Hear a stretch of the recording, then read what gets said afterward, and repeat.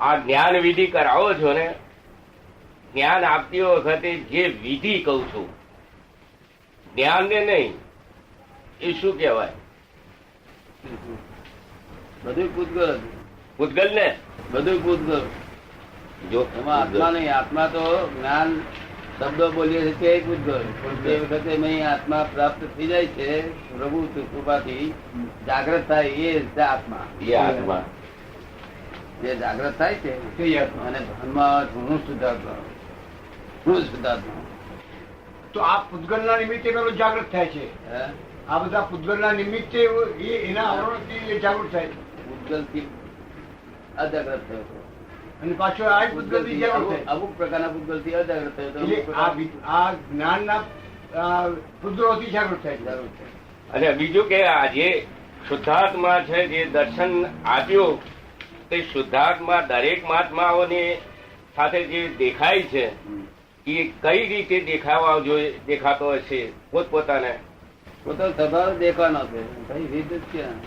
આ રીત નહીં, પણ કઈ રીત, કયા સ્વભાવે દેખાતો હશે બીજા? આ લાઈટ હોય ત્યાં પણ કઈ રીતે દેખતો છે? સીધું જ દેખાય છે. આ બધું દેખતો છે હા. એના સ્વભાવથી દેખાય. પણ કે દરેકને જોવાનો સ્વભાવ જુદો જુદો હશે કે એક જ હશે? એક જ જાતનો સ્વભાવ, એક જ જાતનો, પણ આવરણ જુદા જુદા એટલે જુદું જુદું દેખાય બધા. મૂળ સ્વભાવ એક જ એક જાતનો. જ જાત. મૂળ સ્વભાવ એક જાતનો ખરો, પણ જોવાનું દર્શન જે જુએ છે મહાત્માઓથી. દરેકનું આવરણ નિકાલી ભાવ જુદી જુદી હોય ને. હવે એ પોતે પોતાનું જોઈ શકે તો જ એ બીજો બીજાને જોઈ શકે ને. ભગવાનને, ભગવાન જે પોતે પોતાના સ્વરૂપને છે તે દર્શનમાં જોઈ શકતો હોય તો જ એ બીજાને જોઈ શકે ને. હા, બે જુદા જુદા, બે જુદા કેવાય. પરમાણુ અલગ ને પૂતગલ અલગ. હા, જુદા. પૂતગલ અને પરમાણુની વ્યાખ્યા માંગે. હા, પૂતગલ પરમાણુ જરા ફરી ભાગ ના થાય એ પરમાણુ, અને ખરેખર પરમાણુ પરમાણુ જ કહેવાય. પૂતગળ એ વિભાવિક થયેલું છે. શું છે? વિશેષ ભાવને પામેલું છે. વિશેષ ભાવને પામેલું છે આ પૂતગળ. એટલે પૂતગલ પરિવર્તન પામે. બે જાતના પૂતગળ, એક વિશેષ ભાવને પામેલું, એક મૂળ પૂતગળ. તો એમાં બીજું શું જાણવું છે કહો? પરમાણુ પરમાણુ પરમાણુ એટલે શું? પૂતગલ એટલે વિશેષ ભાવ, તો પરમાણુ એટલે શું? પૂતગલ એટલે વિશેષ ભાવ કહ્યું આપે, તો પછી પરમાણુ એટલે પૂતગલ બે શું? પ્રકારનો, વિશેષ ભાવનું અને એક મૂળ પ્રકારનું સ્વાભાવિક. બે જાતના પૂતગલ, એક વિશેષ પરિણામ પામે. શું તમારે જાણવું છે? ના, એટલે મારે એ જાણવું કે પૂતગલ ના જયારે પ્રાયશ્ચિત કરી છે, અતિક્રમણ નું જયારે પ્રતિક્રમણ કરીએ છીએ ત્યારે એમ કયા કરીએ છીએ કે પૂતગલ ના પર્યાય કરીને ભવ ના અંતરાયકરણ થી જે ઉદય આવ્યા હોય તેનું હું પ્રતિક્રમણ કરું છું, માફી માંગુ છું. તો એ પૂતગલ ના પર્યાયો એ કરીને શું કહે છે? એ એમ કે છે કે આપણે જયારે પ્રતિક્રમણ કરીએ છીએ ત્યારે એવું કહીએ છીએ કે અનંતા ભાવના પૂતગલના પર્યાયો કરીને જે જે કઈ દોષ કર્યા હોય તેની હું ક્ષમા માંગુ છું. તો આ શું કહે છે? પૂતગલના પર્યાયો શું છે? પૂતગલ પર્યાય આપણે બોલવામાં નહીં આવતા. નથી આવતો. જે જે દોષો કર્યા હોય તે પૂતગલ પર્યાય તો મેં આવી જ જાય, દોષોમાં આવી જ જાય. દોષો જ પૂતગલ પર્યાય છે. શું કહે? એવું બોલવામાં નથી આવતું. અચ્છા, તો પછી પૂતગલ તો પછી પરમાણુ શું છે? પરમાણુ શું છે? પરમાણુ તો પણ એ વસ્તુ છે, એટલે વસ્તુને શું કરશો તમે? પરમાણુ આખથી દેખાય નહીં એવું પર વસ્તુ છે. આ જો લોકો એ નહીં પેલું એ ખોરી કાઢ્યું છે, એટમ. શું કાઢ્યું? એટમ ખોરી કાઢ્યું છે ને. એટમ થી બહુ નાનામાં નાની વસ્તુ જરા ભાગ ના પડી શકે. એટમ તો એમને દેખાયો ખરો.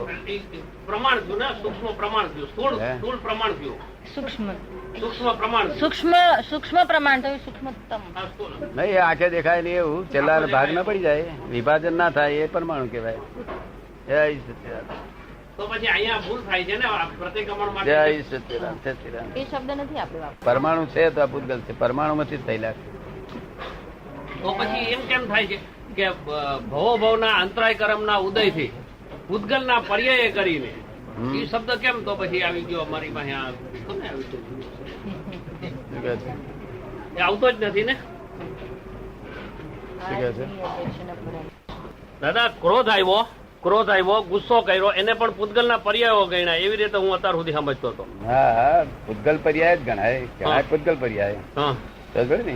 હા. પણ તે શું કહેવા માંગો છો? એટલે હું એમ કહેવા એને માંગતો હતો પૂતગલ પર્યાય આપણે લખેલા નથી, દોષો લખેલા છે. દોસ્તો અત્યાર સુધી મારી સમજણમાં એમ હતું ના, ના, વાંધો નહીં. કે અંતરાય કર્મ બાંધ્યો, કોઈની સાથે ક્રોધ કર્યો, કોઈ બધા પક્ષપાત ભૌગોલિક કર્યો, પર્યાય જ છે, ભૌગોલિક પર્યાય જ છે. પૌદ્ગલિક બન્યા. તે એટલે અમારે એવું થયું કઈ કે મારે ચોક્કસ ખબર નથી, પણ મને જયારે હું પૂતગલના પર્યાય કીધું ને મેં કે અમારે બીજે ઠેકાણે એવી રીતે વાત, તો કે નહીં પૂતગલ નહીં કે પરમાણુઓ કેવું કે ના, એવું બીજી જગ્યાએ વાત છે તો ના કરશો. આ મેળ નહીં પડે આપણું આપણો છે નહીં. ને. હું માફી માંગે, મેં કોઈ પૂતગલના પર્યાય કરીને કઈ પણ અવિનય અભક્તિ થયો તો હું માફી માંગુ છું. તો કે પૂતગલ નહીં, પરમાણુઓના પર્યાય એમ બોલો કે. પરમાણુ શબ્દ ના હોય, એટલે કે પરમાણુઓ કહો, ભૌગોલિક પર્યાય કહેવાય. પૌદ્ગલિક પર્યાય. જો એ તો પરમાણુ નો પર્યાય નો અર્થ વાત જુદી છે. હમ. આનું નામ જ પૌદ્ગલિક પર્યાય. શું કહ્યું? પૂતગલિક અવસ્થા, પૂરણ ગલન થયેલી અવસ્થા. પુરાણ ગરણ થયેલી અવસ્થા એ પૌદ્ગલિક પર્યાય. બસ. એ કોણે કહ્યું પરમાણુ તમને? એ થયું છે એવે ઠેકાણે વાત થયેલી છે જ્યાં આ લોકો એ બધી વાતો બધી કરવામાં અર્થ નહીં. આપણું વિજ્ઞાન તદ્દન જુદું છે. એ વિજ્ઞાન થી લોકો ચોકા બધું ઊંધું બાપ છે બધા. તો આપણે આપણી સમજમાં અહીં પૂછવું તમારે. આપણી આ સમજ આજ મને એમ પડ્યો અત્યારે પૂતગલ ને પરમાણુ એટલે પૂછ્યું. બહાર ના, કારણ કે આ વિજ્ઞાન સુધી જતું નથી. આ વિજ્ઞાન તદ્દન જુદું છે. વિતરાગી વિજ્ઞાન. વિતરાગી તમને અનુભવમાં આવ્યું છે ને વિતરાગી છે? મને ચોક્કસ અનુભવમાં આવ્યો છે. હે? ચોક્કસ અનુભવમાં આવ્યો છે. પછી હવે એને છે તે આપણે અહીં જ પૂછવું. આપણે બધું હા, જે વિજ્ઞાન થી કર્મ કરી પડે, જે વિજ્ઞાન થી બધું આપણને બધા કર્મ નાશ થાય, એ વિજ્ઞાન વિજ્ઞાન કહેવાય.